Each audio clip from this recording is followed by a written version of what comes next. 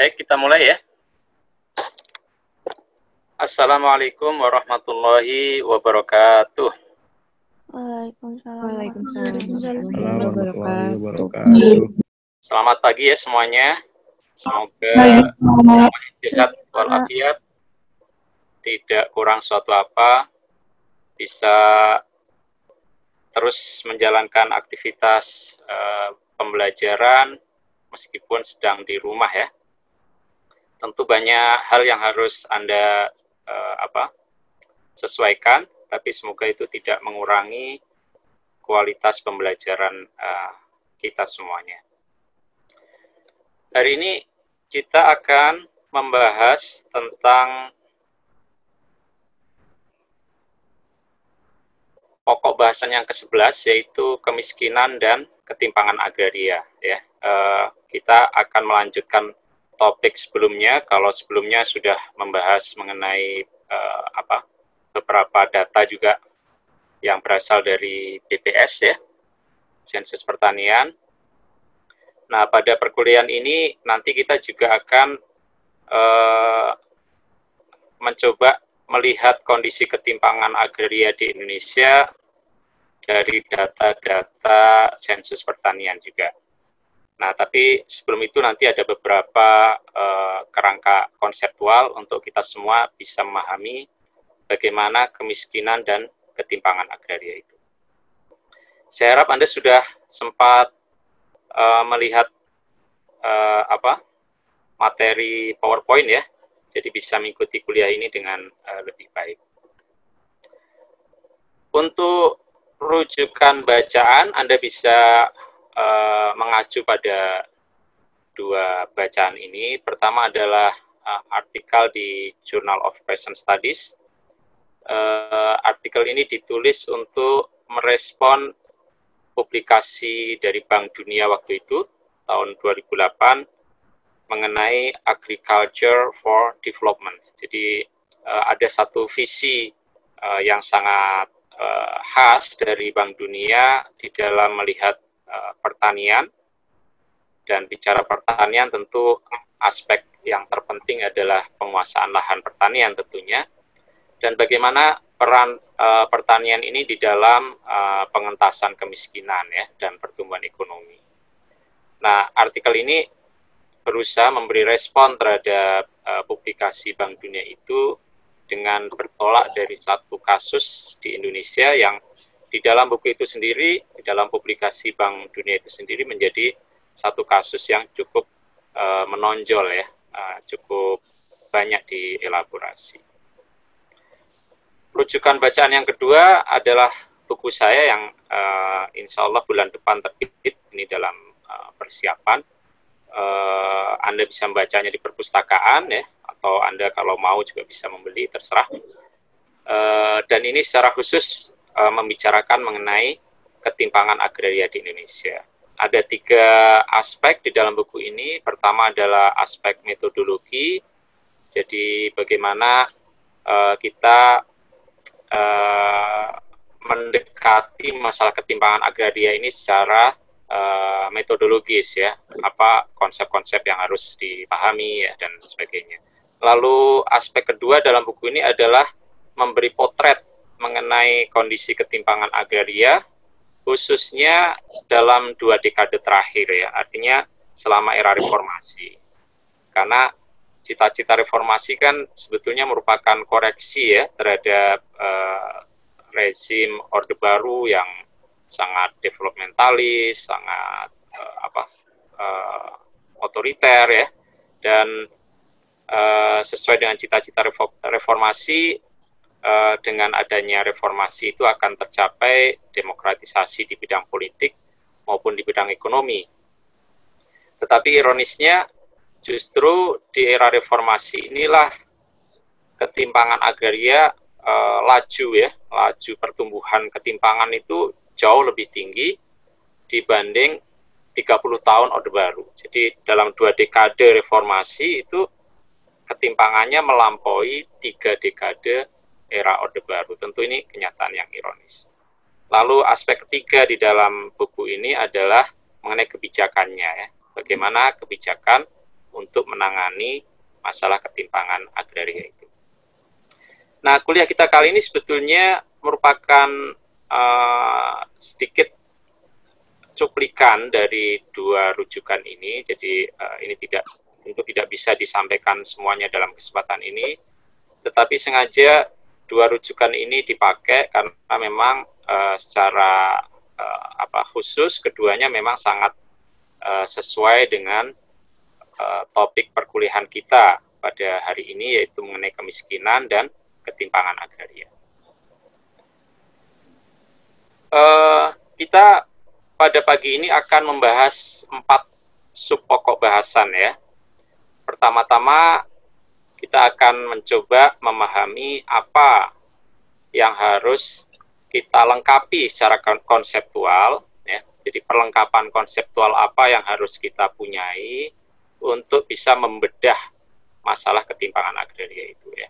Soalnya kalau kita tidak punya peralatan konseptual itu, tentu kita akan kesulitan untuk mengidentifikasi masalah ketimpangan agraria itu yang dimensinya ternyata sangat banyak gitu ya. Dimensi ketimpangan itu tidak tunggal ya, sangat banyak. Nah, jadi kita akan berangkat terlebih dahulu dari kerangka konseptualnya. Lalu yang berikutnya kita akan melihat bagaimana faktor agraria itu, dalam hal ini berarti soal penguasaan lahan ya, itu memegang peranan yang sangat penting di dalam memproduksi kekayaan dan ternyata juga di dalam memproduksi ketimpangan. Artinya apa? Artinya faktor penguasaan lahan itu sangat sentral bagi sekelompok orang untuk bisa mengakumulasi kekayaan. Tentunya mereka adalah orang-orang yang memang menguasai lahan cukup luas. Tetapi pada saat yang sama, faktor agraria itu, dalam hal ini adalah penguasaan lahan, juga menjadi sangat sentral di dalam membuat seseorang itu justru terperangkap di dalam kemiskinan ya. Kemiskinannya itu terus dilanggengkan ya, karena dia tidak memperoleh akses terhadap lahan yang memadai. Dan itu artinya apa? Artinya faktor penguasaan lahan ini sangat penting, sangat sentral di dalam terjadinya ketimpangan. Berikutnya, yang sub pokok bahasan ketiga, kita akan mendiskusikan bagaimana sebetulnya gambaran ketimpangan agraria ya, yang sifatnya konkret, bagaimana sih kondisinya ya, terutama selama 2 dekade era reformasi. Nah, di sini nanti kita akan membedah data sensus pertanian ya, terutama 2 data sensus pertanian yang terakhir ya, 2003 dan 2013. Bagaimana tren ketimpangan agraria dalam 1 dekade itu, yaitu antara 2003 dan 2013. Nah, kita tahu sensus pertanian ini dilakukan setiap 10 tahun sekali, dan itu dilakukan pada tiap tahun yang berakhiran dengan angka 3. Jadi ya, 2003, 2013, dan nanti akan dilakukan lagi 2023. Nah, kita yang sudah punya data tentu yang 2003 dan 2013. Terakhir, kita akan membahas, kalau tadi sudah membahas mengenai ketimpangannya, lalu kira-kira apa kebijakan yang sebetulnya harus dijalankan supaya ketimpangan agraria itu tidak terjadi atau bisa dikurangi. Nah, inilah sub pokok bahasan kita pada pagi ini. Dan sesuai dengan 4 sub pokok bahasan itu tentu ada tujuan pembelajaran yang ini menjadi kriteria untuk menilai sejauh mana Anda semua bisa memahami dan menangkap substansi dari kuliah hari ini. Pertama, setelah mengikuti kuliah ini, Anda dapat mengerti apa konsep-konsep kunci untuk memahami ketimpangan agraria dalam berbagai dimensinya. Jadi dimensi ketimpangan itu banyak, maka kita harus mengerti dulu apa konsep-konsep kuncinya, supaya berbagai dimensi itu bisa kita pahami. Berikutnya, Anda diharapkan dapat memahami bagaimana penguasaan sumber-sumber agraria itu ya, tanah, ya, air, dan segala macam, itu sangat menentukan di dalam produksi kemakmuran, kemiskinan, dan ketimpangan. Jadi di satu sisi orang akan bisa mengakumulasi kemakmuran, dan itu sangat ditentukan oleh sejauh mana dia menguasai sumber-sumber agraria. Pada segmen yang lain, orang justru terperangkap di dalam kemiskinan, dan itu artinya ada ketimpangan di situ ya. Kan di satu sisi segelintir orang yang jumlahnya kecil ternyata menguasai sumber-sumber agraria yang sangat luas gitu ya. Sementara di sisi yang lain mayoritas orang itu hanya memiliki akses yang sangat terbatas pada sumber-sumber agraria, dan itu menyebabkan mereka mengalami kemiskinan. Ya. Bu, bikinin footer dong, bikinin footer.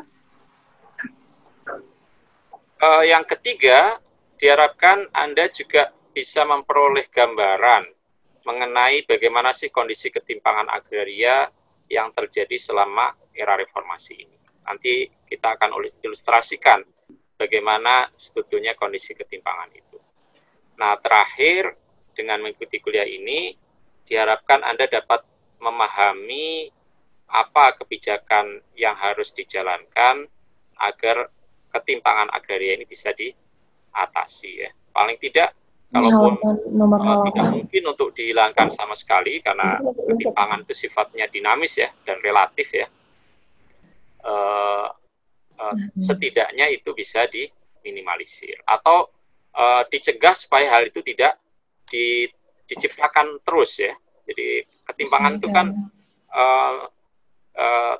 diciptakan, dia bukan suatu yang alamiah ya. Nah, dengan kebijakan ini diharapkan satu doang ibu yang ketimpangan agraria bisa terus kagak keisi tuh. Navia Salsabila mohon di mute ya. Nanti kalau mau bertanya baru di unmute.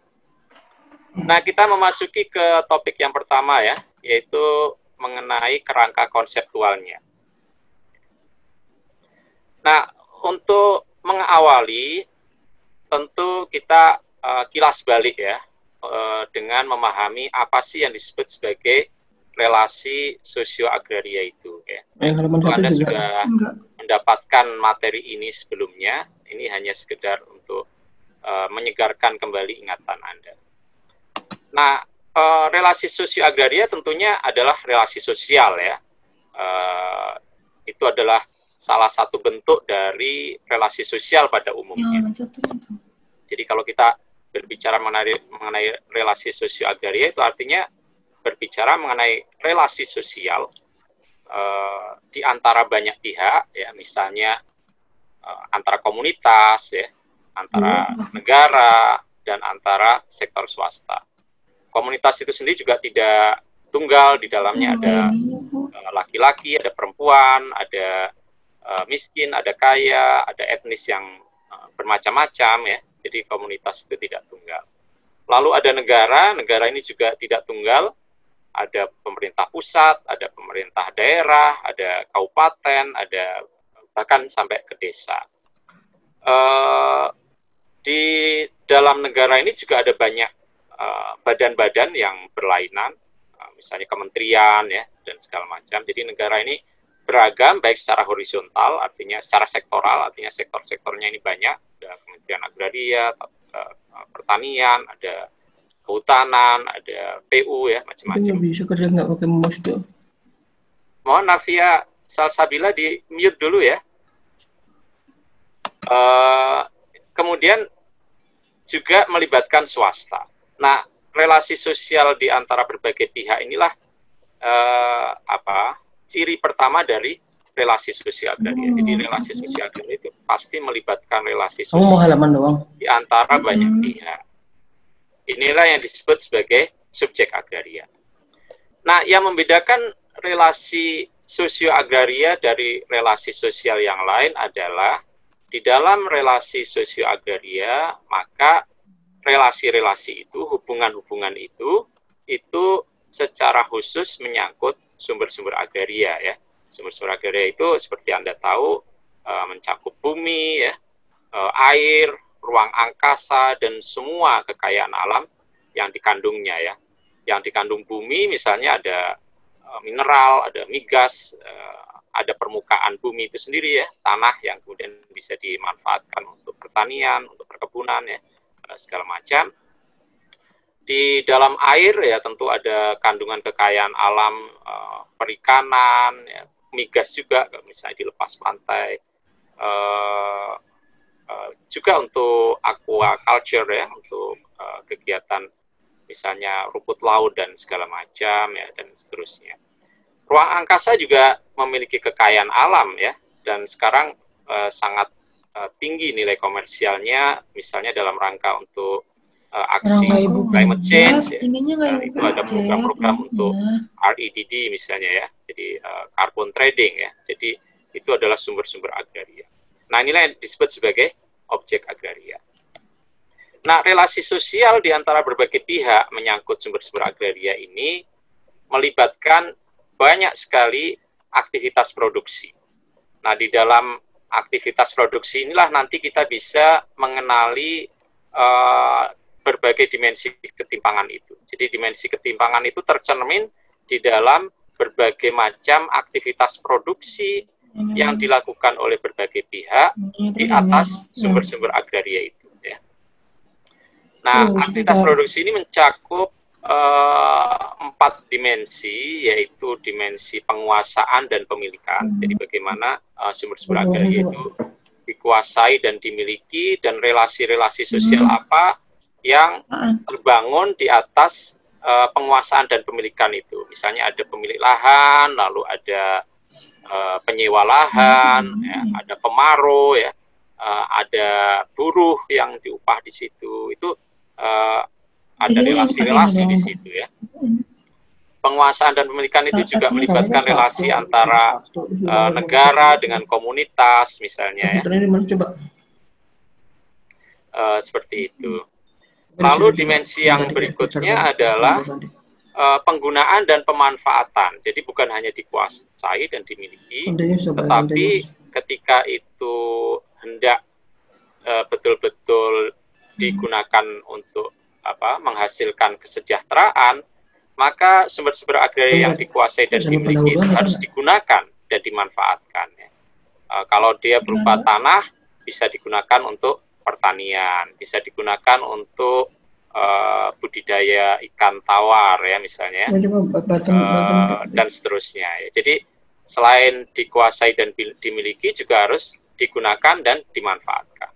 Dan di dalam aktivitas menggunakan dan memanfaatkan sumber-sumber agraria ini tentu ada banyak pihak juga yang terlibat. Ada petani yang mengolah, ya. Ada misalnya buruh tani ya yang diupah untuk membantu mengolah lahan ya, di dalam aktivitas cocok tanam.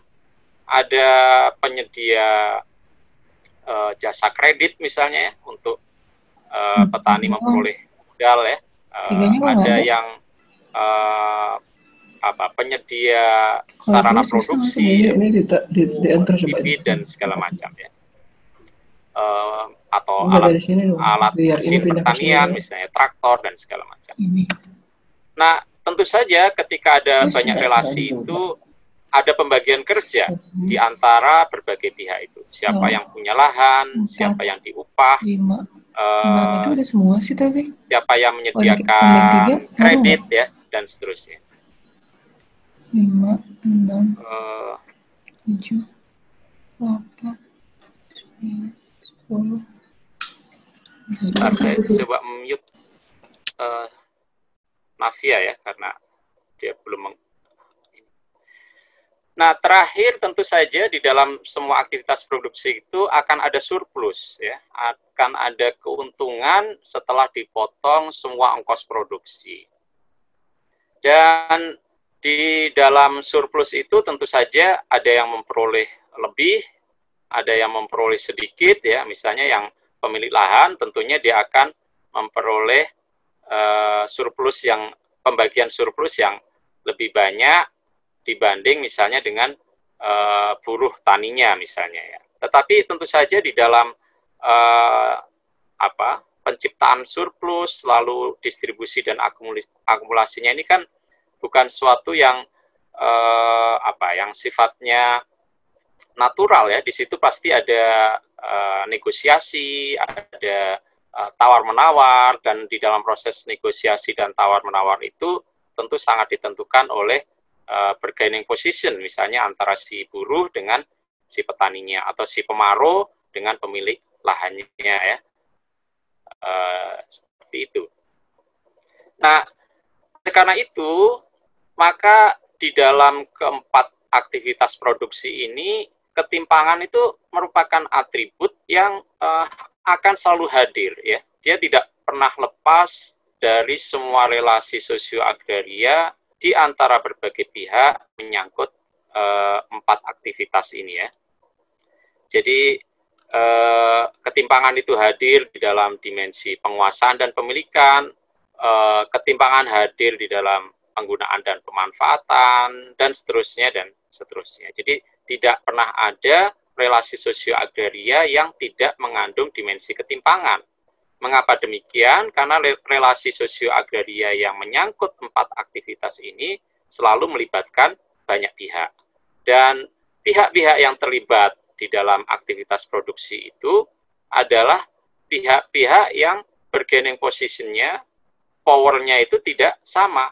Oleh karena itu, dengan sendirinya ada pihak yang bisa mendominasi, sementara ada pihak yang lain yang tidak mampu untuk, karena bargaining position-nya lemah, tidak mampu untuk bernegosiasi dengan kuat pada pihak-pihak yang sangat dominan itu. Nah, karena itulah maka ketika kita memahami ketimpangan agraria, maka sebetulnya ada 4 dimensi ketimpangan ini ya. Jadi ada ketimpangan yang terkait dengan penguasaan, dan kalau kita bicara penguasaan dan pemilikan ini ada 2 aspek.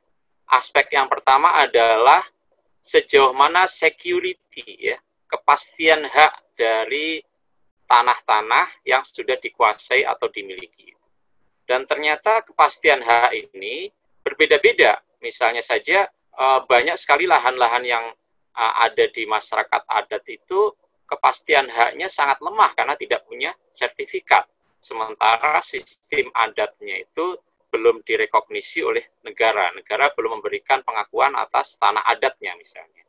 Nah, sehingga kalau ada orang lain, misalnya dari kota, merasa punya sertifikat, maka dengan mudah tanah yang dimiliki oleh masyarakat adat itu diambil alih ya. Atau kalau ada investor ya, dengan berbekal izin lokasi dari bupati misalnya, maka dia bisa membeli dengan harga yang murah dengan alasan tanah-tanah masyarakat adat itu tidak bersertifikat. Jadi ada ketimpangan di dalam security of tenure ya, kepastian haknya itu timpang antara tanah yang dikuasai dengan basis hukum adat dengan tanah yang diklaim dengan menggunakan hukum formal. Jadi di sini ada ketimpangan menyangkut sistem atau basis dari penguasaan dan kepemilikan lahan itu. Nah, aspek lain dari penguasaan dan pemilikan adalah kuantitasnya ya. Jadi kuantitas yang dikuasai dan dimiliki itu berbeda-beda. Ada yang menguasai banyak, ada yang menguasai sedikit. Yang menguasai banyak ternyata adalah kelompok yang kecil, sementara yang kelompok besarnya justru menguasai hanya sedikit. Nah, inilah yang kemudian menghasilkan dimensi ketimpangan yang kedua, yaitu menyangkut kuantitas penguasaan, pemilikan, dan alokasi sumber-sumber agraria. Nah, alokasi ini misalnya pemerintah itu dengan mudah memberi alokasi tanah dalam jumlah besar kepada perusahaan misalnya ya, untuk HGU, untuk HTI kalau di kehutanan ya, untuk HPH ya. Tetapi kalau untuk memberikan alokasi tanah bagi rakyat misalnya untuk perhutanan sosial misalnya, untuk HTR ya, hutan tanaman rakyat, atau untuk hutan kemasyarakatan, itu susahnya minta ampun ya. Prosedurnya sangat sulit ya, sehingga masyarakat sangat kesulitan untuk memperolehnya.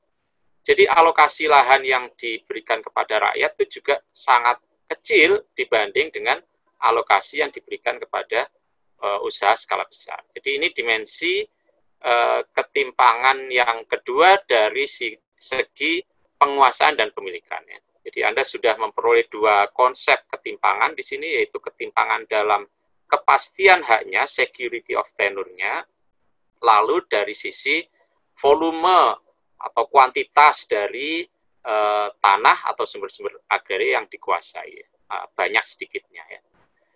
Nah, yang berikutnya adalah ketimpangan dalam penggunaan dan pemanfaatannya. Jadi ini ketimpangan dalam tata guna tanah dan tata ruang ya. Misalnya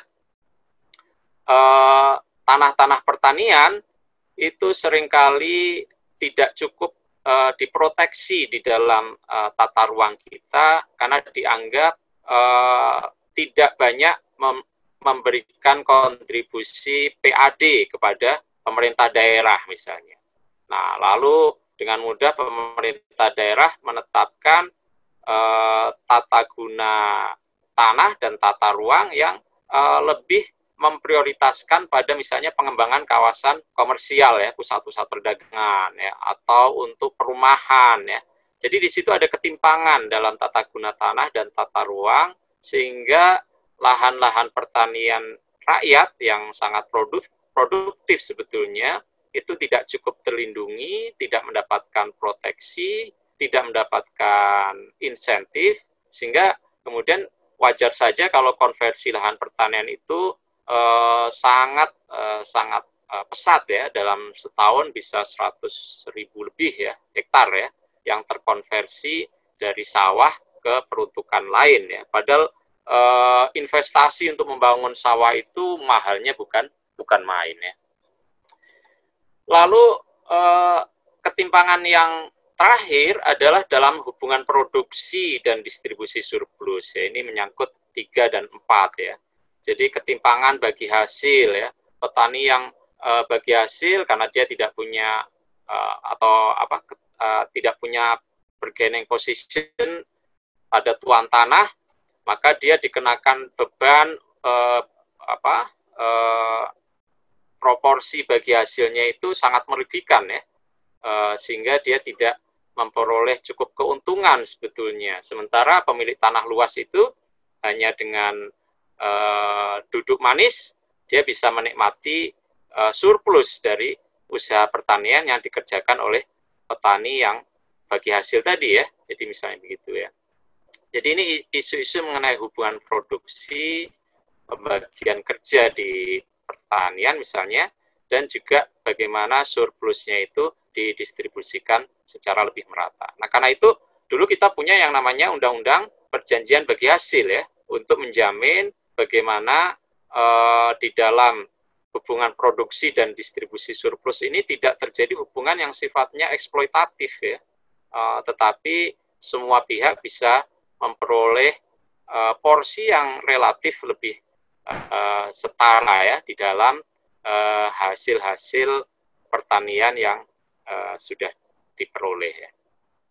Nah, jadi di sini Anda bisa melihat ketika kita bicara ketimpangan agraria itu banyak sekali dimensinya ya. Anda bisa memfokuskan pada A ini ya, misalnya Anda ingin meneliti mengenai masyarakat adat ya, perlindungan hak di dalam masyarakat adat dan bagaimana dia posisinya itu sangat rentan di hadapan sistem hukum formal. Maka Anda sebetulnya sedang berbicara mengenai ketimpangan dari dimensi pertama ini.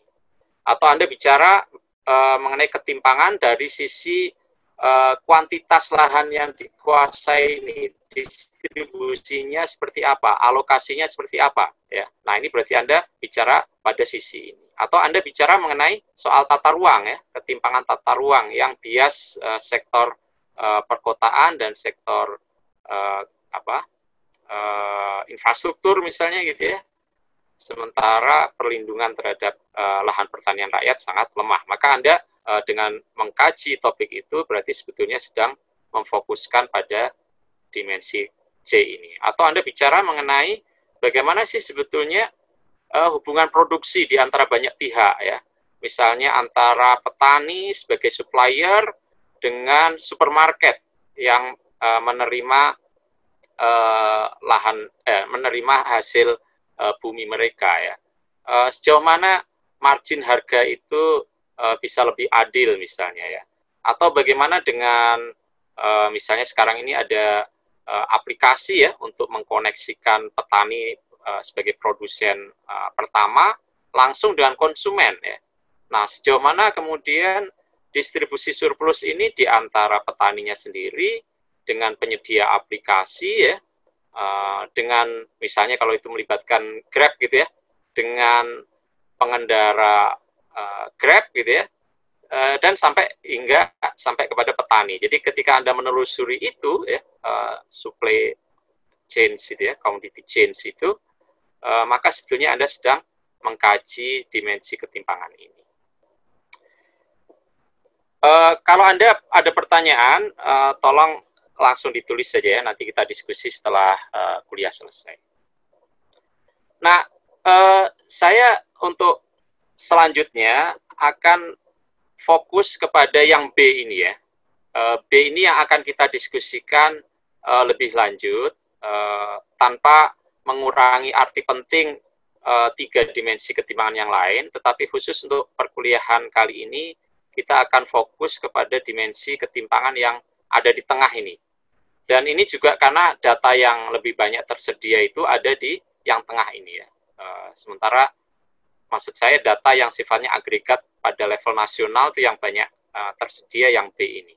Sementara yang A, C, dan D ini data agregat nasional ini kurang banyak tersedia, karena juga sensus pertanian lebih banyak yang ditanyakan soal yang B. Jadi untuk slide-slide berikutnya, itu yang akan difokuskan adalah dimensi ketimpangan yang ada di tengah ini. Nah, berbicara mengenai ketimpangan dari sisi penguasaannya ya, ini kan yang ada di tengah tadi, jadi penguasaan dari sisi volumenya ya, kuantitasnya, maka sebetulnya kita bisa membedakan 2 jenis ketimpangan ya, dan ini akan dijelaskan melalui gambar yang ada di hadapan Anda ini. Nah, di sini kita punya beberapa lokus ya, di mana ketimpangan itu terjadi. Pertama, ketimpangan itu bisa terjadi di dalam sektor pertanian rakyat. Jadi di dalam sektor pertanian rakyat ini ada ketimpangan yang terjadi ya.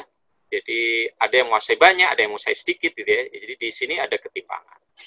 Lalu kita juga bisa melihat ketimpangan itu lokusnya ada di sektor usaha berskala besar ya. Ada PMA ya, penanam investor asing yang mungkin lebih kuat secara modal dan teknologi dan jaringan pemasaran global. Mungkin ada perusahaan swasta nasional gitu ya. Mungkin juga ada sektor usaha yang dimiliki oleh koperasi-koperasi misalnya. Jadi di sini juga bisa terjadi ketimpangan. Lalu lokus ketimpangan yang berikutnya bisa terjadi antar sektor ini ya. Jadi antara sektor pertanian rakyat dengan sektor usaha berskala besar. Jadi kita bisa bicara ketimpangan dari sisi lokus itu ada di dalam sini, atau ada di dalam sini, atau antar sektor ini ya. Nah, kemudian dari sisi pihak-pihak yang terlibat itu juga macam-macam ya. Kalau kita fokus kepada sektor pertanian rakyat, maka ketimpangan itu dapat terjadi di antara kelas-kelas penguasaan lahan yang ada di sini ya. Jadi ada petani kaya, ada petani menengah, ada petani kecil ya, ada petani gurem ya. Gurem itu berarti kecilnya kecil gitu ya, lebih kecil dari yang kecil. Lalu ada buruh tani, artinya petani yang tidak punya tanah ya. Jadi di sini bisa kita identifikasi pihak-pihak yang terlibat di dalam sektor pertanian rakyat, dan di antara mereka itu terjadi ketimpangan. Lalu pihak-pihak itu juga bisa berarti rumah tangga petani yang ada di sini dan usaha kolektif rakyat yang ada di sini di dalam hubungannya dengan usaha skala besar. Ya. Jadi pihak-pihaknya itu melibatkan seperti itu ya. Jadi kalau di sini kita hanya melihat di internal sektor pertanian rakyat, maka bisa juga pihak-pihak itu kita identifikasi dalam konteks relasi antar sektor ya. Yang berarti di sini ada para petani dengan beragam lapisan penguasaan lahannya, dan di sini ada berbagai badan usaha yang juga itu berbeda-beda ya. Nah, yang ketiga tentu saja ada negara ya, karena negara inilah yang sebetulnya punya kekuasaan untuk mengalokasikan lahan, untuk mendistribusikan lahan, apakah diberikan kepada petani, ke rakyat, atau diberikan kepada usaha skala besar ya. Jadi ini pihak-pihak yang terlibat. Nah, dengan pemahaman itu, maka sebetulnya kita bisa membedakan dua jenis ketimpangan ya dalam penguasaan sumber-sumber agraria. Yang pertama adalah ketimpangan distribusi, artinya itu ketimpangan di antara sesama anggota masyarakat di dalam mereka menguasai lahan pertanian. Jadi di sini sejauh mana di antara sesama anggota masyarakat itu sendiri ternyata terjadi ketimpangan. Nah, inilah yang saya sebut sebagai ketimpangan distribusi ya. Jadi ketimpangan distribusi di dalam sektor pertanian rakyat. Lalu yang berikutnya kita bisa juga bicara mengenai ketimpangan alokasi. Artinya ketimpangan antar sektor dalam bagaimana alokasi tanah itu diberikan oleh negara, yaitu apakah alokasinya lebih banyak diberikan kepada rakyat atau lebih banyak diberikan kepada usaha skala besar. Nah, ternyata politik alokasi tanah itu atau sumber-sumber agraria itu yang dilakukan oleh negara lebih banyak memprioritaskan ke sektor usaha skala besar ketimbang kepada petani ya. Ini kita bisa lihat dengan membandingkan misalnya berapa luas lahan yang didistribusikan kepada rakyat dalam bentuk land reform atau dalam bentuk perhutanan sosial, dalam bentuk hutan kemasyarakatan, hutan tanaman rakyat, hutan adat gitu ya, yang diberikan kepada rakyat dibanding dengan yang diberikan kepada sektor usaha skala besar ya, dalam bentuk HGU, HPH, HTI ya, atau pertambangan ya, dan segala macam. Jadi kita bisa membaca ketimpangan itu dengan membedakannya dalam dua jenis ini ya. Ini khusus untuk ketimpangan penguasaan sumber-sumber agraria ya. Jadi itu ya. Jadi kalau Anda bicara ketimpangan harus jernih. Mana yang sebetulnya Anda maksud? Apakah di sini ataukah yang di sini gitu ya. Tentu saja antara ketimpangan distribusi dengan ketimpangan alokasi ini bukan sesuatu yang berdiri sendiri. Kedua-duanya saling terkait. Kenapa demikian? Seringkali alokasi tanah yang diberikan negara kepada sektor usaha skala besar ya, dalam bentuk HGU dan segala macam itu juga tidak jarang mencaplok lahan yang di sini. Jadi yang di sini sudah timpang, makin timpang lagi ketika ternyata HGU, HPH, HTI dan segala macam itu ternyata mengambil wilayah di sini. Jadi ada hubungan yang sebetulnya saling terkait antara yang di sini dan di sini. Nah, ini satu gambar yang untuk memberikan ilustrasi ya mengenai ketimpangan distribusi dan ketimpangan alokasi itu. Di sini misalnya Anda bisa lihat di sektor pertanian rakyat ini tidak tunggal ya.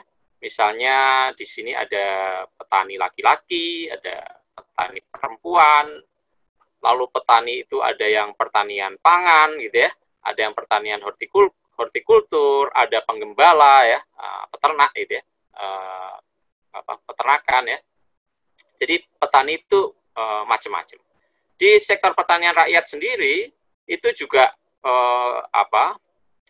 berbeda-beda dari sisi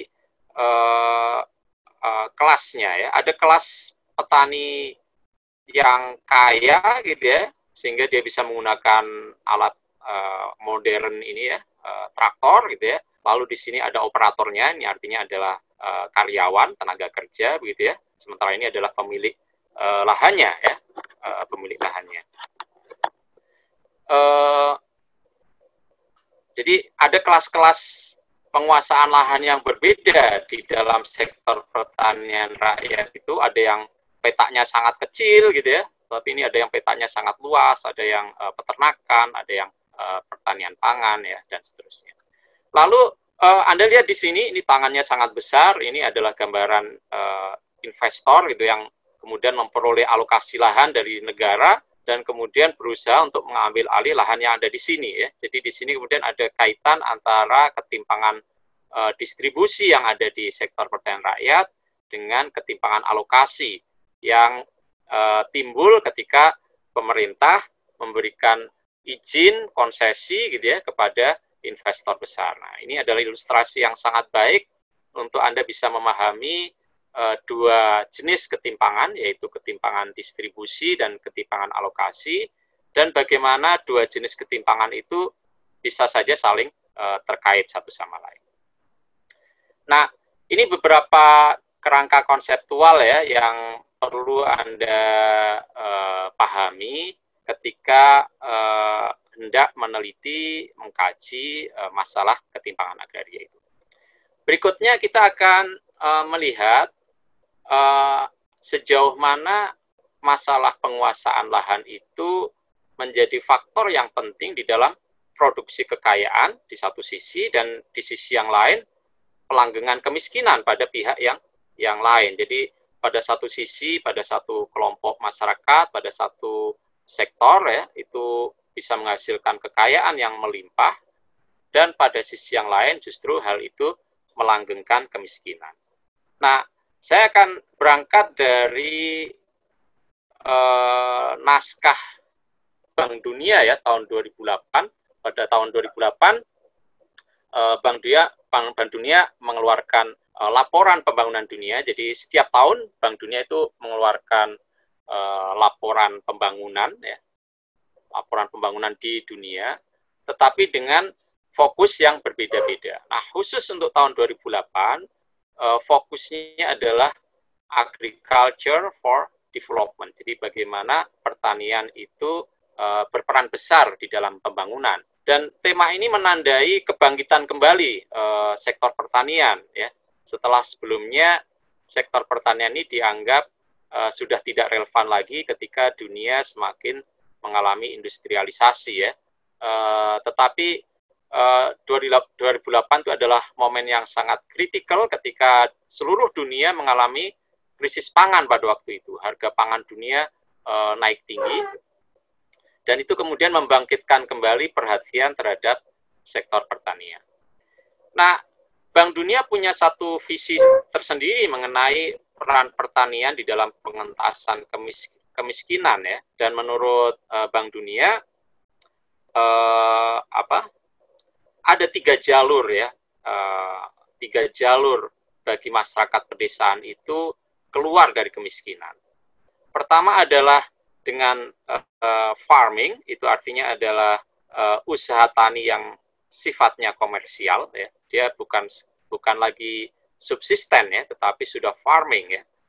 Jadi kalau mau pertanian di pedesaan itu menjadi jalan keluar dari kemiskinan, bisa mengentaskan kemiskinan, maka menurut Bank Dunia usaha tani harus dirubah menjadi berorientasi komersial yang makin terintegrasi dengan pasar global, makin kompetitif ya. Nah, lalu jalur yang kedua adalah dengan usaha ekonomi non pertanian, di mana warga di pedesaan bisa menjadi tenaga kerja di berbagai sektor non pertanian yang ada di desa ya, kerajinan, mungkin jasa, mungkin ekowisata dan segala macam, karena ada diversifikasi livelihood di pedesaan ya. Jadi kalau mereka tidak tertampung di sektor pertanian komersial, maka mereka sebaiknya keluar dari sektor pertanian dan masuk ke dalam sumber-sumber pendapatan yang beragam, yang makin beragam ya di pedesaan. Nah, kalau itu masih tidak bisa menampung mereka lagi, maka jalur yang ketiga menurut Bank Dunia adalah dengan migrasi ya ke kota ya. Jadi mereka keluar dari sektor ekonomi pedesaan secara keseluruhan dan kemudian pindah ke kota untuk terlibat di dalam berbagai sektor perkotaan seperti industri, ya, jasa, ya, dan segala macam, ya. Dan untuk itu maka ada kebijakan makro yang harus diciptakan supaya 3 jalur untuk keluar dari kemiskinan ini bisa diwujudkan, gitu ya. Nah, kalau kita lihat berikutnya, menurut Bank Dunia, di dalam negara-negara itu bertransformasi, ya, terjadi transisi agraria, itu mereka mengelompokkannya menjadi 3 klaster, ya. Jadi dan tiga kelompok, dan 3 kelompok ini menurut Bank Dunia adalah satu evolusi, ya, satu evolusi dari negara-negara yang PDB-nya, ya, produk domestik brutonya itu sangat bergantung kepada pertanian. Ini disebut sebagai agriculture based countries, ya. Nah, ini adalah level yang paling awal, ya, paling belum berkembang, gitu ya. Nah, ini ditandai, dicirikan misalnya pertanian itu merupakan sumber utama pertumbuhan ekonomi. Di tingkat global, negara-negara yang tergolong ini rata-rata pertanian itu menyumbang 32% terhadap GDP nasional. Kemudian kemiskinan sebagian besar ada di pedesaan, ya. Nah, ini ada beberapa negara di sini yang disebutkan termasuk di dalam agriculture based countries, ya. Lalu negara yang kedua, ini yang menurut Bank Dunia tahapnya sudah lebih maju, adalah negara-negara yang sudah bertransformasi, ya. Jadi kalau di sini negara-negaranya ini masih sangat bergantung pada sektor pertanian, sektor jasa, industri belum maju, sehingga kalau kita lihat kontribusi pertanian pada pertumbuhan, maka negara-negara ini kontribusi pertaniannya masih sangat tinggi, ya. Ada yang hampir mencapai 80 ini negara-negara ini. Saya nggak hafal nih singkatan-singkatannya, ya. Tetapi ketika kontribusi pertanian itu makin menurun seiring dengan berkembangnya sektor ekonomi yang lain, maka dia mulai masuk ke transforming countries, ya. Ini negara-negara yang makin kecil kontribusi pertaniannya dan angka kemiskinan pedesaannya juga semakin turun, tetapi masih sangat besar, ya. Jadi kemiskinan di pedesaannya itu ada di sumbu yang X ini, yang kontribusi pertanian yang Y ini. Nah, di sini Indonesia termasuk di dalam negara-negara yang sedang bertransformasi ini menurut Bank Dunia, dan posisi Indonesia adalah semula ada di sini, gitu ya, dan kemudian dia ke sini, gitu ya. Jadi Indonesia bahkan sejak awal, gitu ya, sejak tahap yang agak awal gitu sudah banyak tidak bergantung kepada sektor pertanian. Dia posisinya ada di sini, dan sekarang pada saat tulisan ini dibuat tahun 2008 posisinya di sini. Jadi negara-negara yang bertransformasi ini sektor pertanian kontribusinya sudah menurun, tapi kemiskinannya masih tetap dominan di pedesaan, ya. Dua klaster ini, 2 kelompok ini kemiskinannya masih banyak berpusat di pedesaan, ya. Angkanya ada di sini. Nah, evolusi yang tahap akhir menurut Bank Dunia adalah yang disebut sebagai negara-negara yang sudah terurbankan, ya, yang semakin mengkota, gitu ya. Misalnya Brasil itu dari posisi di sini dia ke sini, ya. Jadi ini ditandai dengan sektor pertanian sudah kecil kontribusinya, dan kemudian kemiskinan di pedesaan juga makin kecil, gitu ya. Nah, mereka masuk di sini. Nah, menurut Bank Dunia, bicara mengenai kemiskinan, bicara mengenai pertanian dan segala macam, bicara mengenai pertumbuhan ekonomi, itu harus mengikuti tiga tahap ini. Jadi ini seperti evolusi yang sifatnya linier gitu ya, yang deterministik ya. Ini mengingatkan kita seperti Rostow ya, mengenai teori pertumbuhan itu ya, yang juga mengikuti tahap-tahap itu. Jadi ini sangat linier, sangat deterministik, dan tidak dipertanyakan sebetulnya siapa yang kemudian bisa mengalami transformasi ya dari sektor pedesaan ke perkotaan, itu siapa ya, siapa yang masih sanggup bertahan di pedesaan, siapa yang kemudian kaya dan siapa yang miskin di pedesaan, itu tidak dipertanyakan. Seolah-olah transisi ini bersifat deterministik dan linier. Nah, sekarang marilah kita menguji skenario yang dikemukakan oleh Bank Dunia ini. Sejauh mana skenario ini betul-betul mencerminkan kenyataan, atau kalau dia mencerminkan kenyataan, maka dia berlaku pada segmen masyarakat yang seperti apa. Nah, ini kita tadi tahu 3 rute keluar dari kemiskinan pedesaan yang disampaikan oleh Bank Dunia. Jadi usaha tani skala kecil, ini on farm ya, lalu usaha ekonomi non pertanian di pedesaan, ini artinya non farm, lalu kalau tidak bisa migrasi keluar desa. Kalau kita belajar dari transisi agraria di Jepang, maka skenario itu memang terjadi, gitu ya. Skenario yang disampaikan oleh Bank Dunia itu terjadi. Kenapa demikian? Karena di Jepang itu pasca Perang Dunia Kedua, land reform berhasil dijalankan dengan paksa oleh Amerika Serikat sebagai pemenang Perang Dunia Kedua waktu itu, dan kemudian menguasai Jepang gitu ya. Dan land reform itu dijalankan supaya Jepang tidak terseret kepada arus negara-negara komunis gitu ya. Jadi ini preemptive land reform yang digunakan untuk menangkal land reformnya komunis gitu ya. Jadi untuk menangkal Cina, Rusia, dan segala macam yang waktu itu juga sedang menjalankan land reform, tetapi land reformnya berciri kolektivisasi ya. Jadi dijadikan usaha kolektif gitu ya. Nah, sementara land reform yang dijalankan oleh Amerika Serikat di Jepang adalah land reform yang berbasis rumah tangga petani. Nah, karena land reform ini berhasil dijalankan, maka relatif penguasaan lahannya itu merata ya. Jadi tidak ada petani yang tidak punya tanah sama sekali. Tidak ada petani yang kepemilikannya terlalu sempit ya.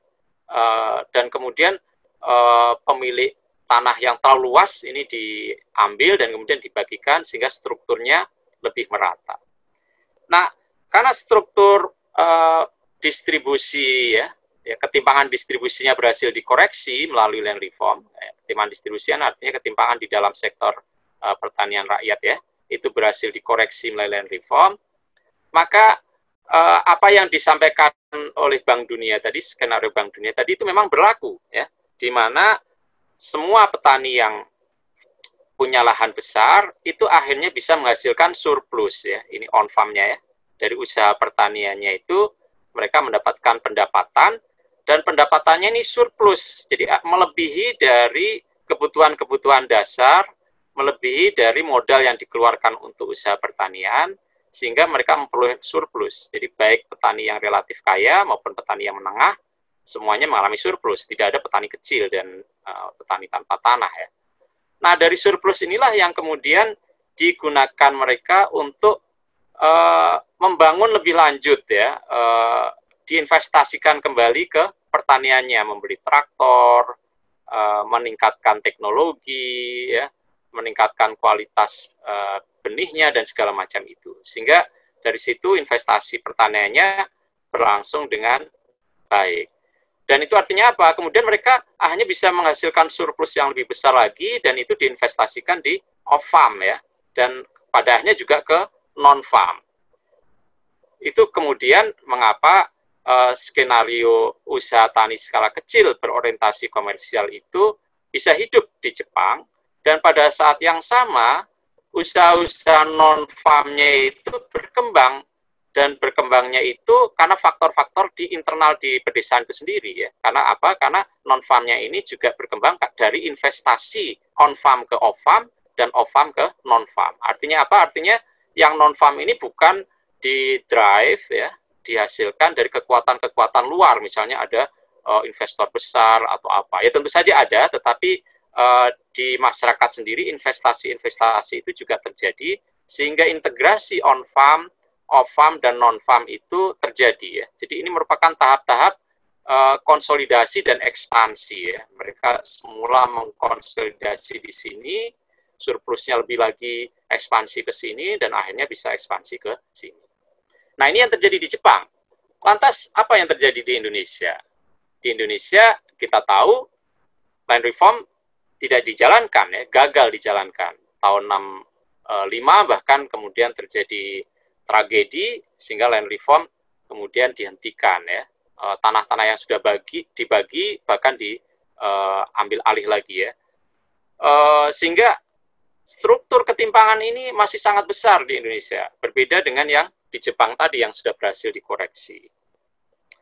Berikutnya, ketika terjadi revolusi hijau pada era 80-an, ya 70-an akhir, 80-an gitu ya, 90-an, karena revolusi hijau itu dijalankan tanpa memperbaiki struktur ketimpangan terlebih dahulu, maka justru revolusi hijau itu memperparah ketimpangan ini. Karena apa?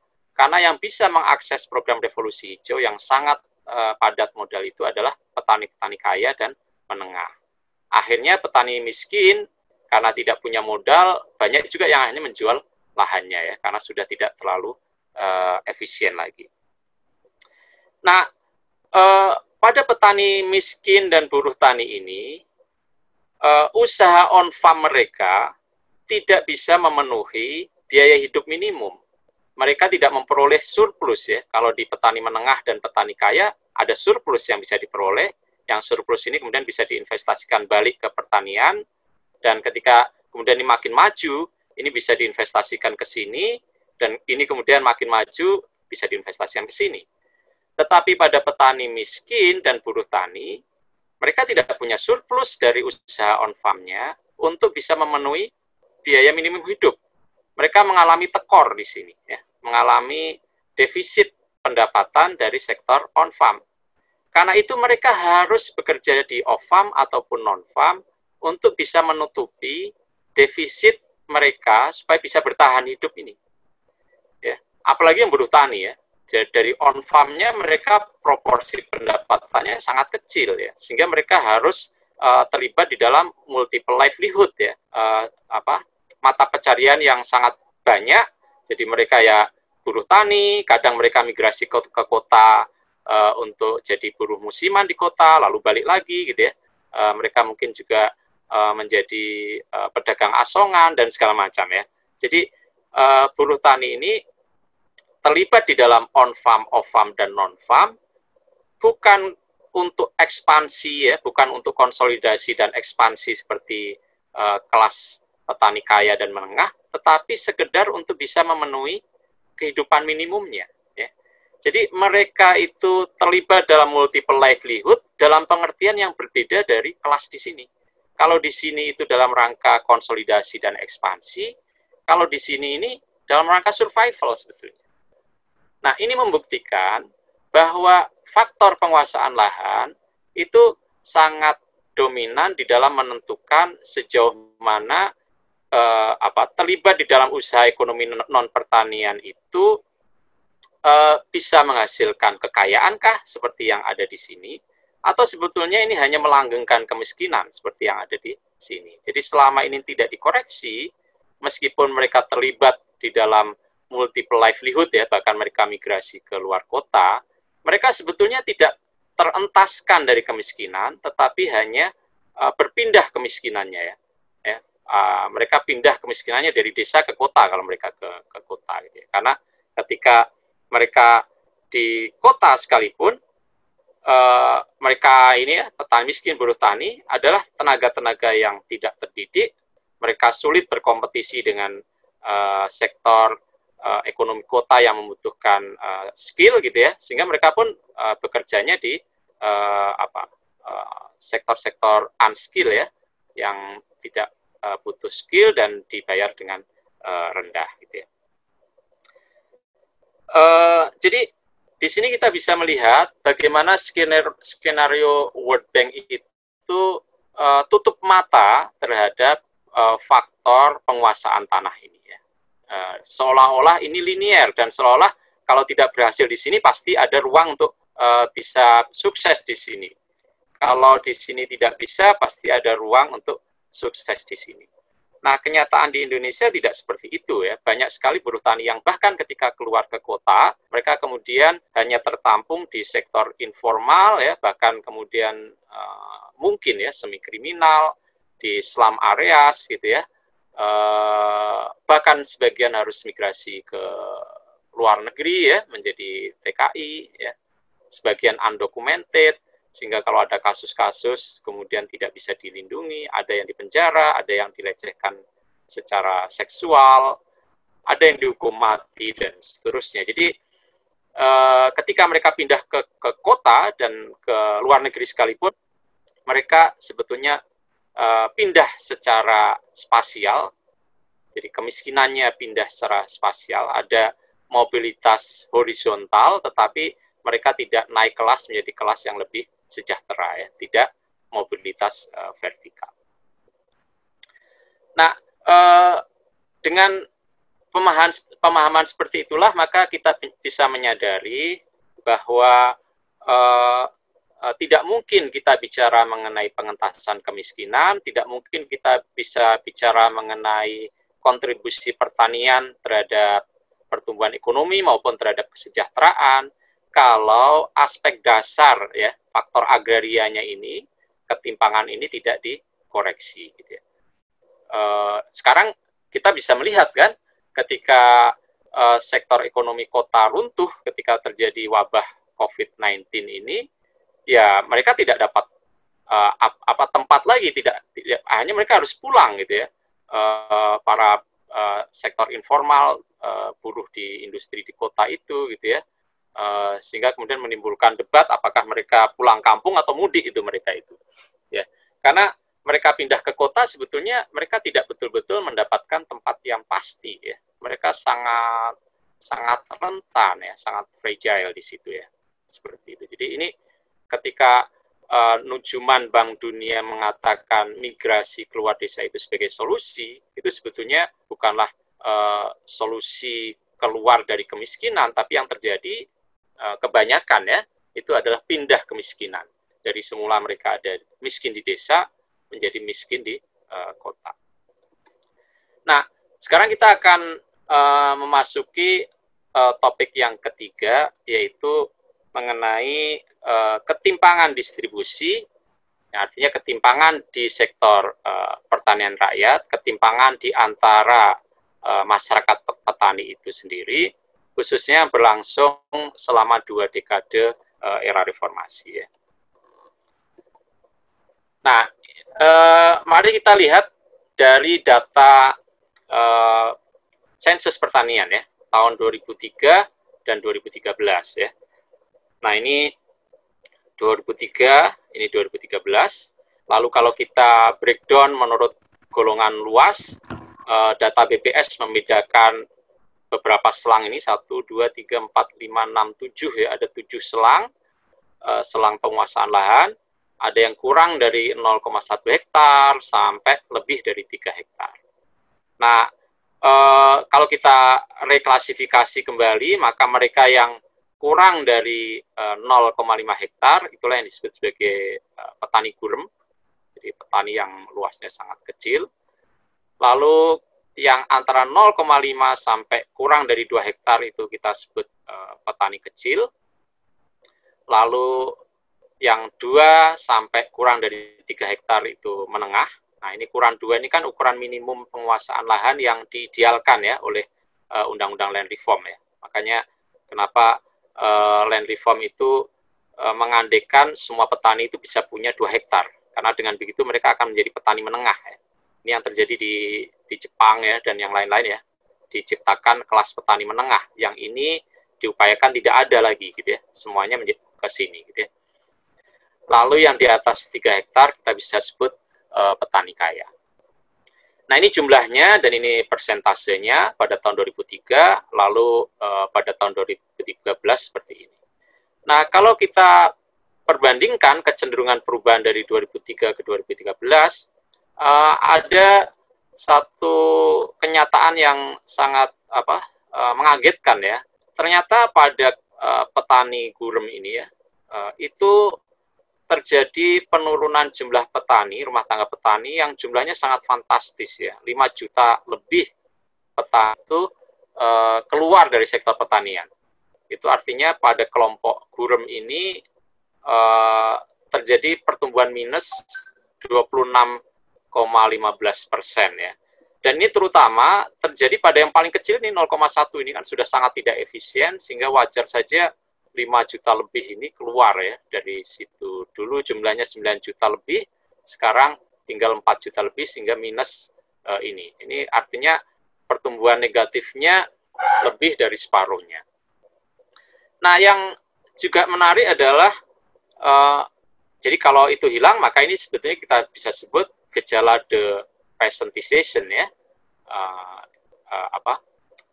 berkurangnya petani itu. Pertanyaannya adalah kemana mereka pergi setelah keluar dari pertanian?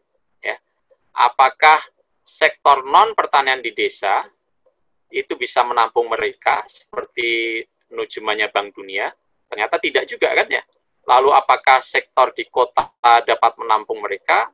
Ternyata juga tidak, karena ya yang sebagian besar terjadi pada golongan 5 juta ini, mereka hanya pindah miskin saja. Dari semula mereka tinggal di desa menjadi tinggal di kota. Nah, sehingga pertanyaannya adalah kalau nujuman Bank Dunia itu benar, maka kan dengan keluarnya 5 juta ini sebetulnya sesuatu yang dianggap positif, karena dia menggambarkan tahap transisi ya dari agriculture based countries menjadi transforming countries, menjadi urbanized countries, kan begitu kan? Tetapi pertanyaannya adalah apakah kondisi mereka lebih baik ketika keluar dari pertanian, atau sama saja, atau lebih buruk? Apakah ketika mereka keluar dari desa dan mereka tinggal di kota, kondisi mereka lebih baik, sama saja, atau lebih buruk ya? Jadi ini satu pertanyaan yang penting kita refleksikan kalau kita mengacu kepada data dari sensus pertanian ini. Tentu dari data ini kita tidak bisa menjawab ini ya, tetapi kita punya sense dari bacaan lain gitu ya, bahwa sebetulnya di perkotaan pun mereka ya sebagian besar tentu saja ada kasus-kasus yang berhasil, dan kasus yang berhasil juga tidak sedikit, cukup banyak. Tetapi sebagian besar tentu saja tidak seperti itu. Nah, kalau kita lihat data ini juga, maka hanya golongan rumah tangga petani kaya yang mengalami kenaikan ya. Jadi kenaikannya 22,81% ya. Jadi ini hanya ada di golongan petani kaya. Sementara yang menengah ini minus, itu artinya boleh jadi mereka ini naik kelas ya, naik kelas, mereka menjadi di sini gitu ya, sehingga ini menambah jumlah di sini dan mengurangi di sini. Begitu juga yang kecil pada layer yang paling bawah ini bisa juga berkurang dan naik di sini gitu ya. Tetapi secara keseluruhan yang kecil ini tetap berkurang gitu ya, sehingga mungkin saja ini jatuh ke sini gitu ya, jatuh ke sini. Jadi pada dasarnya hanya petani kaya lah yang kemudian bisa melakukan ekspansi. Bahkan petani menengah kita juga ragu ini apakah mereka jatuh ya karena ini minus ya. Ini mobilitas ke bawah ataukah ini mobilitas ke atas. Ini kita tidak bisa menjawabnya dari data sensus pertanian, tetapi ini data yang menarik untuk dikaji lebih lanjut. Nah, itu dari sisi jumlah rumah tangga petaninya ya. Sekarang bagaimana kalau kita melihat kondisi penguasaan lahannya ya. Nah, ini kalau kita perhatikan di tahun 2013, ini adalah golongan petaninya, ini kita sudah sederhanakan ya, dari 7 selang menjadi 4 selang, gurem, kecil, menengah, dan kaya. Ini jumlah rumah tangga petaninya, lalu luas lahannya di sini ya. Nah, di sini kita bisa melihat bahwa jumlah petani gurem itu masih cukup besar, lebih dari separuh populasi rumah tangga petani. Ya. Mereka jumlahnya 55,95% ya. Tetapi lahan yang dikuasai total yang dikuasai oleh seluruh 55,95% itu hanya 11,94%. Jadi jumlahnya banyak, tetapi yang dikuasai sangat sedikit, sehingga rata-rata penguasaannya 0,18. Yang kecil juga begitu, jumlahnya cukup besar, 31,68%. Dengan luas lahan sudah agak lebih besar, ya, sehingga rata-ratanya juga lebih baik, 0,91%. Nah, kalau yang menengah, kita bisa lihat jumlahnya sangat kecil, 6,21, tetapi yang dikuasai relatif besar ya. Total lahan yang dikuasai 15,8, sehingga rata-rata yang dikuasai 2 hektar lebih gitu ya. Dan yang di atas sekali, petani kaya, jumlah mereka juga sangat kecil, dan kita lihat di sini proporsi luas lahan mereka paling besar ya, 38,49%, sehingga rata-rata yang mereka kuasai adalah 5,37 hektar. Jadi di sini Anda bisa bayangkan bagaimana ketimpangan agraria itu terjadi. Nah, kalau kita buat patokan threshold-nya itu 2 hektar, seperti amanatnya Undang-Undang Land Reform, maka petani-petani yang kurang dari 2 hektar, lahannya kurang dari 2 hektar, itu 87,63%. Jadi Anda bisa bayangkan nih, 87,63% itu petani lahannya kurang dari 2 hektar. Total lahan yang mereka kuasai ya di bawah separuh dari total luasan lahan ya. Jadi 45,71%. Sehingga rata-rata yang mereka kuasai hanya 0,45. Sementara yang memiliki di atas 2 hektar ya, itu jumlah mereka hanya 12,37%, sementara total luas lahan itu lebih dari separuh total luas lahan pertanian di Indonesia itu dikuasai oleh hanya 12,37%, ya, sehingga rata-rata mereka 3,77. Jadi di sini Anda bisa bayangkan bagaimana struktur ketimpangan yang terjadi di internal sektor usaha tani rakyat itu. Nah, kalau kita bandingkan antara ini yang hanya 2013, ini kalau kita bandingkan 2003 dengan 2013, maka jumlah petani gurem dan kecil, ini yang artinya yang di bawah 2 hektar, dari sisi jumlah rumah tangga petaninya, ini menurun ya, jumlahnya dulu 90,43%, sekarang tinggal 87,63% ya, tinggal ini. Itu kenapa? Karena 5 juta lebih keluar dari pertanian ya, yang tadi nggak tahu kita apa tertampung di sektor non pertanian, tertampung di sektor perkotaan atau tidak, kita tidak yakin itu tertampung seperti nujumannya Bank Dunia. Lalu dari sisi penguasaan lahannya juga merosot ya. Kalau skenario optimis Bank Dunia itu berlaku, maka kalau jumlah rumah tangga petaninya ini menurun, maka artinya kenaikan penguasaan lahan mereka akan terjadi karena jumlahnya kan menurun ya, jumlahnya menurun sehingga yang tersisa berkurang, luas lahannya dengan demikian akan naik karena pembaginya kan lebih sedikit. Tapi kenyataannya tidak. Kenyataannya jumlahnya menurun, tapi luas lahan yang dikuasai juga menurun. Ya, itu artinya apa? Artinya ketika sebagian ini keluar, lahannya ini kemudian tidak dibagi rata, lebih merata di antara mereka, tetapi lahannya ini kemudian jatuh ke sini. Ya.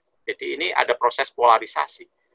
Sehingga kalau kita lihat di sini, yang di sini mengalami kenaikan, mereka bisa ekspansi jumlahnya, dan kemudian luas lahannya juga bertambah. Ini kecenderungannya polarisasi ya, yang sini semakin ke atas, makin miskin, katakanlah begitu, yang sini semakin kaya. Jadi ada proses polarisasi yang sebetulnya ini cukup mengkhawatirkan ya. Ini Anda bisa lihat itu bagaimana kemudian itu mempengaruhi kondisi. Ya ini sebetulnya mengulang yang sebelumnya ya. Anda bisa baca, saya akan cepat karena waktunya juga terbatas. Ini Anda bisa baca juga. Nah, saya akan masuk ke ketimpangan alokasi ya. Jadi sebelum itu, jadi kalau kita melihat di sini, total rumah tangga petani itu dari tahun 73, sensus 73 sampai 2013, ada kecenderungan rumah tangga petani itu terus naik ya, sampai tahun 2003, lalu tahun 2013 ini turun cukup signifikan karena ada 5 juta rumah tangga petani lebih yang kemudian keluar dari pertanian ya. Nah, di sisi yang lain, kalau jumlah petaninya ada kecenderungan menurun, ini ada tren kenaikan yang moderat ya di dalam total luas lahan yang dikuasai oleh petani. Hanya saja pada tahun 2003 ke 2013 ini kenaikannya lebih landai ya ketimbang dari 93 ke 2003. Nah, tetapi seperti kita tunjukkan, kenaikan ini selain tidak cukup signifikan kenaikannya, juga tidak dibagi merata di antara jumlah ini ya. Luas lahan ini tidak dibagi merata di antara ini, tetapi penguasaannya bersifat sangat timpang dan bahkan cenderung mengalami polarisasi. Nah, apa yang menarik adalah kalau kita bandingkan laju peningkatan luas lahan di sektor pertanian rakyat ini hanya kecil sekali, ya, kurang dari 1 juta hektar antara 2003 ke 2013. Nah, ini sangat kontras dengan laju peningkatan luas lahan yang dikuasai oleh usaha skala besar atau korporasi, di mana dalam periode reformasi itu luas lahan mereka itu melonjak drastis gitu ya. Sebagaimana nanti akan kita jelaskan. Nah, kita masuk ke sana sekarang. Jadi bagaimana ketimpangan alokasi itu terjadi selama 2 dekade era reformasi. Mari kita lihat misalnya dalam sektor kehutanan ya, bagaimana alokasi lahan itu, apakah alokasi lahan itu diberikan oleh negara secara adil, secara merata kepada sektor rakyat ya, usaha rakyat dengan usaha skala besar, atau politik alokasi lahan ini lebih memprioritaskan pada usaha skala besar. Nah, kalau kita lihat tabel ini tabel yang dikeluarkan oleh Kementerian Lingkungan Hidup dan Kehutanan pada tahun 2018, awal 2018, kita bisa melihat di sini perbandingan alokasi lahan pada tiap masa pemerintahan ya, Kabinet Pembangunan itu artinya masa Orde Baru, ini 30 tahun, lalu ini masa Presiden Habibie, ya, transisi dari Orde Baru ke Reformasi, lalu ini masa Presiden Abdurrahman Wahid, Gus Dur, ini masa Presiden Megawati, ini 2 periodenya Presiden SBY, dan ini periode Pak Jokowi sekarang ya.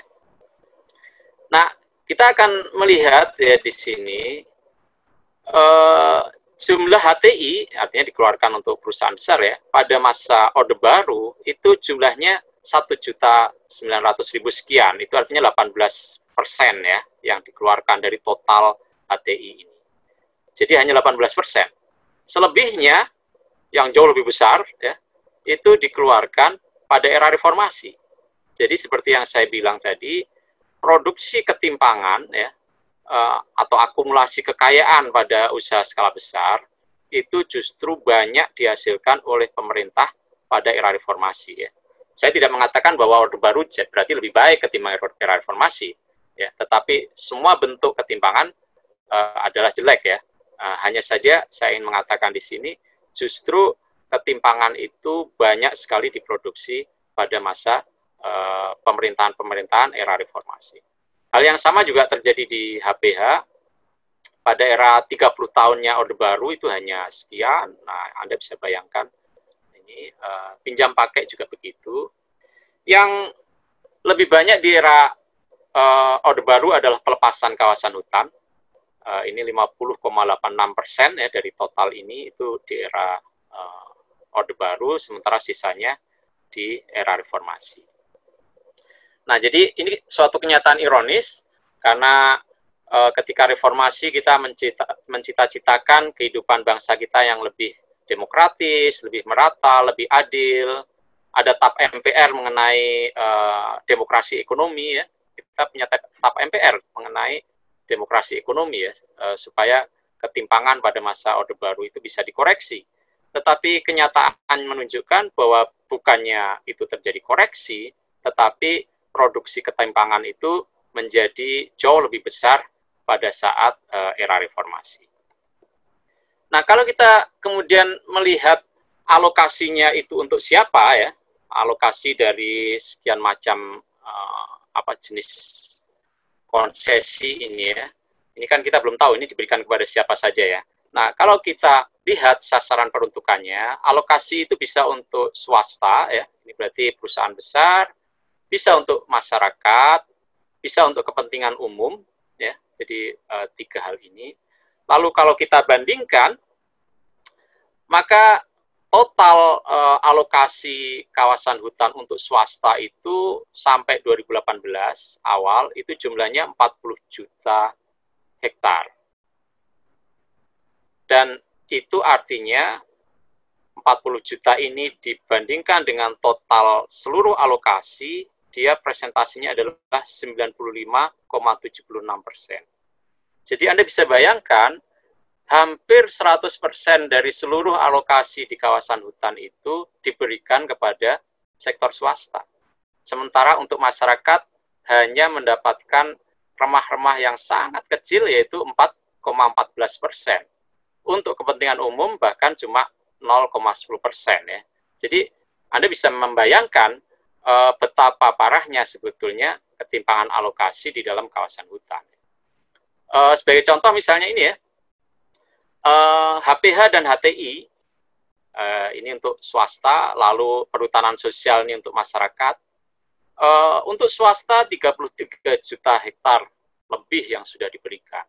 Sementara perhutanan sosial dalam bentuk HTR, HKM, dan segala macam sampai di awal 2018 ini hanya 822.370 hektar. Angka ini tentu sekarang sudah bertambah karena sejak era Pak Jokowi dipercepat ya perhutanan sosial itu, tetapi tetap saja presentasenya akan jauh lebih dominan yang di sini. Ini sekedar satu ilustrasi untuk menunjukkan bagaimana ketimpangan alokasi ya antar sektor itu terjadi di kawasan hutan. Di luar kawasan hutan, di kawasan perkebunan, sayangnya kita tidak punya data dari BPN, ATR BPN mengenai HGU yang sudah diberikan ya. Padahal beberapa kalangan civil society sudah mengajukan gugatan ya sampai ke Mahkamah Agung dan mereka menang bahwa informasi mengenai HGU ya, informasi mengenai konsesi-konsesi di luar kawasan hutan artinya untuk perkebunan ya dan lain-lain itu termasuk jenis informasi yang bisa diakses oleh publik ya. Jadi gugatan itu menang, tetapi meskipun demikian tetap saja BPN tidak mau mengeluarkan data-data mengenai HGU itu, sehingga kita tidak tahu sebetulnya berapa luasnya, di mana gitu ya. Dan kalau ada HGU yang kemudian mengambil lahan di luar konsesi yang diberikan, kita juga tidak bisa mengontrol karena kita tidak tahu, tidak punya petanya, dan itu yang menyebabkan banyak sekali konflik antara perkebunan dengan masyarakat gitu ya. Karena mungkin perkebunan mengklaim konsesi dia mencakup wilayah di satu desa tertentu misalnya, sementara masyarakat merasa ya itu lahan yang sudah mereka garap selama ini, dan kita kemudian tidak bisa memverifikasi sebenarnya lokasi batas-batasnya itu ada di mana karena datanya tidak pernah dibuka. Tetapi kalau kita lihat data ini saja misalnya 25 grup bisnis milik Taipan ya, milik pengusaha besar itu menguasai sudah sebesar 5,1 juta hektar. Hanya 25 grup ini saja ya. Anda bisa bayangkan gitu ya. Sementara sekian juta petani itu bergantung pada total luas lahan pertanian yang jumlahnya berapa tadi? Jumlahnya 22,43 ya. 22,43 itu untuk menghidupi 26,14 juta ya. Jadi Anda bisa bayangkan ya. Sementara yang 15 ini 25 ini sudah menguasai 5,1. Di luar 25 ini kan 25 grup ini kan masih banyak lagi perusahaan-perusahaan perkebunan yang datanya kita tidak punya itu ya. Yang menarik juga adalah pada lahan-lahan yang sudah diberikan kepada grup-grup ini ternyata tidak semuanya juga sudah ditanami gitu ya. Yang ditanami itu artinya yang warna biru ini ya, sementara yang coklat ini belum ditanami, dan itu menimbulkan pertanyaan, jangan-jangan ini adalah spekulasi tanah gitu ya, yang kalau ini tidak segera diproduktifkan maka sebetulnya bisa dikenai ketentuan tanah terlantar ya, yang bisa ditertibkan oleh pemerintah ya. Meskipun undang-undang untuk penertiban tanah terlantar ini statusnya hanya PP, sementara penguasaan mereka atas lahan-lahan ini berlindung pada undang-undang perkebunan. Jadi seringkali pada lahan-lahan terlantar ini ketika pemerintah kemudian berusaha menertibkan dengan menggunakan dasar PP tanah terlantar, ketika digugat ke pengadilan akhirnya kalah karena undang-undang perkebunan lebih melindungi para pengusaha besar ini. Nah, ini misalnya ada data yang menunjukkan bahwa banyak sekali hak-hak yang sudah diberikan itu terindikasi terlantar ya. Jadi ini belum dinyatakan terlantar, tapi ada indikasi terlantar ya. Total jumlahnya fantastis ya, 4,880 ya, 4.880.000 sekian hektar ya. Yang kalau itu digunakan untuk objek land reform, sudah berapa juta rumah tangga petani yang bisa ditampung di situ gitu ya. Nah, ternyata ketimpangan agraria itu kemudian punya implikasi pada akumulasi kekayaan yang lebih besar gitu ya. Akumulasi kekayaan pada sektor-sektor yang lain. Jadi ketimpangan agraria ini seperti tadi saya contohkan pada kasus Jepang dan Indonesia tadi ya, petani yang kaya yang menguasai lahan besar, mereka akan bisa konsolidasi dan bisa ekspansi, sehingga mereka bukan saja makmur di sektor pertaniannya on farm, tetapi juga pada off farm dan non farm. Nah, hal yang sama juga terjadi pada entitas bisnis ini. Jadi misalnya ya, entitas bisnis ini, perusahaan-perusahaan besar ini, menurut data yang disampaikan oleh Ketua BPN pada waktu itu, Joy Winoto tahun 2007, beliau menyatakan 56% aset nasional yang terkait tanah, ya, untuk perkebunan, untuk kehutanan, tambang, macam-macam, ya. Tapi sebagian besar ini lahan perkebunan, ya, karena beliau kan Ketua BPN, jadi hanya bisa bicara mengenai perkebunan, ya.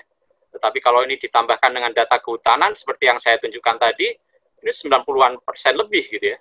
Jadi kan, nah ini hanya yang kaitannya dengan perkebunan saja sudah 56% lebih, hanya dikuasai oleh 0,2% populasi. Jadi kurang dari 1% populasi di Indonesia, tetapi lahan yang dikuasai itu lebih dari separuhnya. Jadi Anda bisa bayangkan. Nah, yang menarik adalah proporsi ini nyaris identik dengan akumulasi kekayaan dalam bentuk aset keuangan di bank. Jadi menurut data lembaga penjamin lembaga penjamin nasabah, ini saya salah tulis, 56,87% simpanan uang di Bank Nasional. Jadi Anda bisa bayangkan, ini mirip sekali. Itu dikuasai oleh hanya 0,11% pemilik rekening gendut, ya. Artinya rekening gendut itu rekening yang simpanannya di atas 2 miliar. Jumlahnya hampir sama, 0,2, 0,11. ya, 56, 56. Jadi penguasaan di sini akan mempengaruhi juga penguasaan di sini. Ini saya tunjukkan. Jadi yang rekeningnya di atas 2 miliar, itu jumlah pemilik rekeningnya hanya 245.000. Jumlahnya hanya 0,11%. Tetapi nilai uang yang dikuasai 56,87%. Sebagian besar rakyat Indonesia, saya termasuk di situ ya, mungkin sebagian dari Anda, itu hanya menguasai rekening tabungan yang nominalnya kurang dari 100 juta. Jumlah pemilik rekening yang kurang dari 100 juta ini 98,07%. Jadi ketimpangan di sektor agraria itu juga tercermin di dalam kekayaan simpanan uang itu, gitu ya. Jadi tidak main-main sebetulnya soal keadilan agraria itu. Karena kalau ini tidak adil, pasti akan berimplikasi ke sektor-sektor yang lain. Nah, ini misalnya ya, 48 grup konglomerasi itu menguasai data 2017 5,9 triliun total aset, dan ini artinya 66,96% dari seluruh total aset yang ada di Indonesia. Hanya 48 grup. Ya. Jadi itu menunjukkan betapa timpangnya. Nah, karena itu tidak aneh kalau ada laporan dari lembaga peneliti di Swiss ya, yang menempatkan Indonesia itu di dalam peringkat keempat negara paling timpang di dunia. Ya. Setelah Thailand, Rusia, Cina, dan Indonesia itu negara yang ketimpangannya nomor 4 sedunia. Di mana 1% penduduk, ya 1% penduduk itu menguasai kekayaan nasional itu hampir separuhnya, 45,4%. Kekayaan nasional ini sudah macam-macam ya, ada industri, ada perdagangan, ada pertanian, kehutanan, dan segala macam. Kalau di total, hampir separuh kekayaan nasional itu hanya dikuasai oleh 1% penduduk terkaya Indonesia. Ya.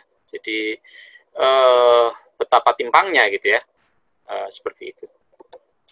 Nah, dengan penjelasan tadi, ini terakhir ya karena waktu kita sudah hampir habis. Lalu apa kebijakan untuk penanggulangannya?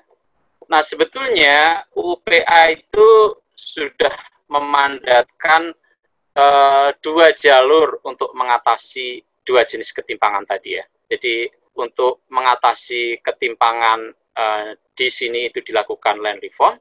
Lalu untuk mengatasi ketimpangan antar sektor ini, itu ada alokasi tanah untuk usaha bersama rakyat yang harus juga diberikan kepada rakyat.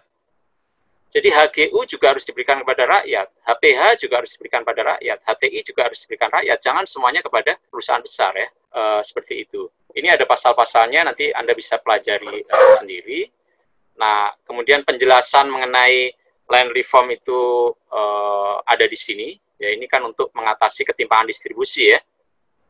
Jadi menurut pasal ini, tadi saya sudah singgung, batas minimum penguasaan tanah yang diusahakan oleh pemerintah adalah mengupayakan setiap petani itu sekurang-kurangnya memiliki 2 hektar. Dan ini adalah janji pemerintah yang tidak pernah bisa diwujudkan. Ya. Oleh karena itu, dalam program transmigrasi dulu, itu kan selalu jatahnya itu 2 hektar ya, karena pemerintah berusaha memenuhi jatah ini. Janji ini. Nah, selain menentukan batas minimum, Undang-Undang Land Reform ini ya, nomor 56 tahun 60 ini, itu juga menetapkan batas maksimum penguasaan tanah. Ya. Jadi, kalau untuk daerah yang tidak padat, maka tanah yang bisa dikuasai bisa mencapai 15 hektar. Nanti Anda silakan lihat di undang-undang ini ya, mengenai kriteria padat, kurang padat, cukup padat, dan sangat padat itu seperti apa. Kemudian kalau yang tidak padat, lahannya berupa lahan kering, itu 20 hektar. Kurang padat, seperti ini. Cukup padat, seperti ini. Sangat padat, seperti ini.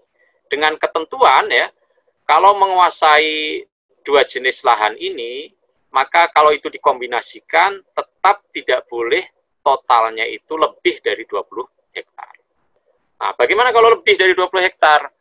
Ya, harus diajukan menjadi HGU milik rakyat. Jadi kalau berupa hak milik, maka dia dibatasi maksimal 20 hektar kombinasi itu ya, kombinasi ini. Untuk daerah yang tidak padat. Tapi kalau yang sangat padat ya tentu nggak boleh sampai situ ya. Kalau yang sangat padat kombinasinya maksimal 6 hektar, cukup padat kombinasinya 9 hektar dan seterusnya. Nah, kalau lebih dari itu, dia kemudian harus masuk di dalam kategori hak yang lain, yaitu bukan hak milik, tetapi hak guna usaha ya. Karena hak guna usaha kan ada jangka waktunya.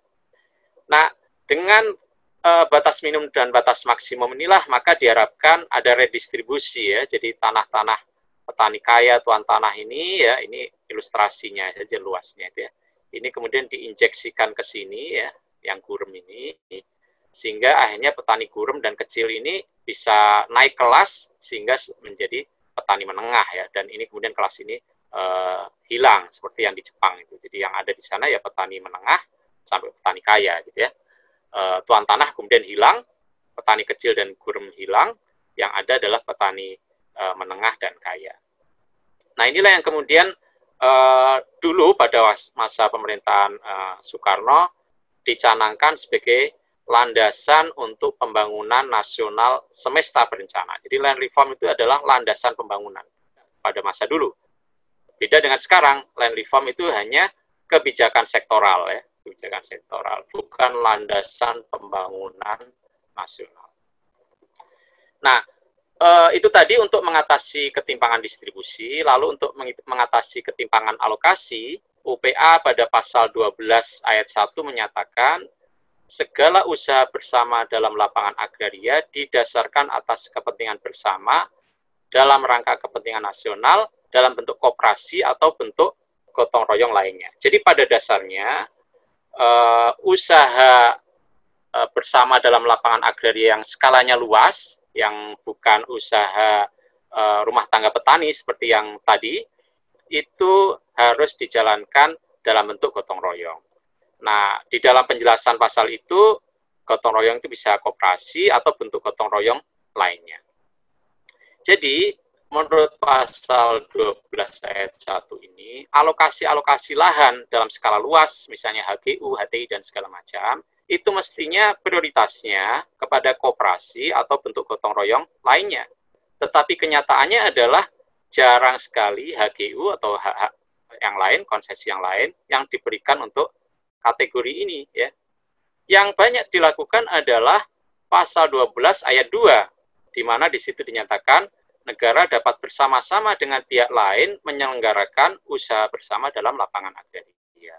Siapa pihak lain itu di dalam penjelasannya disebutkan yang dimaksud dengan pihak lain ialah pemerintah daerah, pengusaha swasta yang bermodal nasional atau swasta dengan domestic capital yang progresif. Artinya apa? Swasta nasional yang bisa punya komposisi modal asing juga, tetapi modal domestiknya jauh lebih dominan. Ya. Itu bisa bekerja sama dengan itu. Tetapi yang terjadi di Indonesia adalah yang ini tidak dijalankan, yang ini justru diberikan dalam jumlah yang besar, dan itu juga mengabaikan domestic capital yang progresif. Sekarang yang banyak diberikan justru adalah modal-modal asing ya, karena undang-undang UPA ini kemudian dikebiri oleh undang-undang berikutnya, undang-undang penanaman modal dan segala macam, sehingga kemudian memberi jalan bagi modal asing untuk memperoleh lahan dalam jumlah yang besar, sementara yang ini tidak dijalankan. Nah ini slide terakhir, skenario transformasi agraria yang seharusnya dilakukan adalah semacam ini. Batas minimum yang fleksibel, kalau tadi di dalam Undang-Undang Land Reform kan minimal harus 2 hektar. Tetapi itu sebetulnya tidak masuk akal, karena komoditinya kan sangat berpengaruh ya. Kalau itu untuk karet, mungkin 2 hektar itu tidak cukup gitu ya, atau sawit rakyat ya. 2 hektar itu gurem sebetulnya kalau di sektor sawit ya. Tetapi kalau untuk pertanian yang sangat intensif, pertanian pangan, ya, apalagi dengan smart farming di urban farming, mungkin batas minimumnya jadi bisa lebih kecil lagi. Jadi ini harus diperbaiki, lalu ada program redistribusi harus dijalankan masif, Kemudian lahan-lahan gurem tadi yang kurang dari 2 hektar atau apalagi yang 0,1 hektar tadi yang banyak terlemparkan di situ karena sangat gurem sehingga tidak bisa lagi diusahakan secara maksimal karena skala ekonominya kan tidak memenuhi. Itu perlu dikonsolidasikan ya supaya bisa diusahakan dalam unit yang lebih besar menjadi satu korporasinya petani, tetapi korporasi petani yang berbasis pada petani-petani gurem ya, bukan korporasi petani yang berbasis pada elit-elit desa atau petani kaya ya. Salah satu bentuknya bisa melalui wakaf tuh. Ini tapi perlu diskusi lain ini. Di sisi yang lain harus ada revisi regulasi izin lokasi ya. Karena kalau di sini ada batas luas maksimum, tadi kan kita bicara mengenai batas luas maksimum di sektor pertanian rakyat. Kenapa tidak ada batas luas maksimum di sektor usaha berskala besar? Kenapa yang ada batas maksimum hanya ada di sini? Yang di sini tidak ada. Yang ada adalah batas izin lokasi, dan itu pun sangat sumir. Nah, yang menyedihkan lagi di dalam rencana Omnibus Law ini, justru regulasi-regulasi yang semacam ini, izin lokasi dan semacam ini justru tidak dihapus gitu ya. AMDAL tidak dihapus, izin lokasi tidak ini ya, ada di diregulasi ya. Ini kan artinya akan lebih banyak memfasilitasi ini. Sementara yang di sini sudah sangat timpang gitu ya. Jadi ini bahaya sekali. Lalu aturan tanah terlantar juga harus dikuatkan supaya tidak ada spekulasi tanah di sini dan tanah terlantar kemudian bisa dialihkan untuk dimanfaatkan kepada rakyat. Lalu ada realokasi lahan. Jadi kalau politik alokasi semula banyak di sini, sekarang harus lebih banyak di sini untuk koperasi, badan usaha milik petani gitu ya, atau BUMDes ya dan segala macam. Yang kemudian itu ditopang dengan industrialisasi pedesaan. Hanya dengan industrialisasi pedesaan inilah maka integrasi antara on-farm, off-farm, dan non-farm itu bisa diupayakan di desa dengan visi yang lebih melindungi rakyat, bukan dengan visi seperti yang disampaikan oleh Bank Dunia tadi ya. Nah, ini satu diskusi yang lebih besar lagi ya, kalau Anda mau mengkaji ini tentu ada pembicaraan yang terpisah mengenai industrialisasi pedesaan. Demikian yang bisa saya sampaikan ya, semoga bisa ditangkap.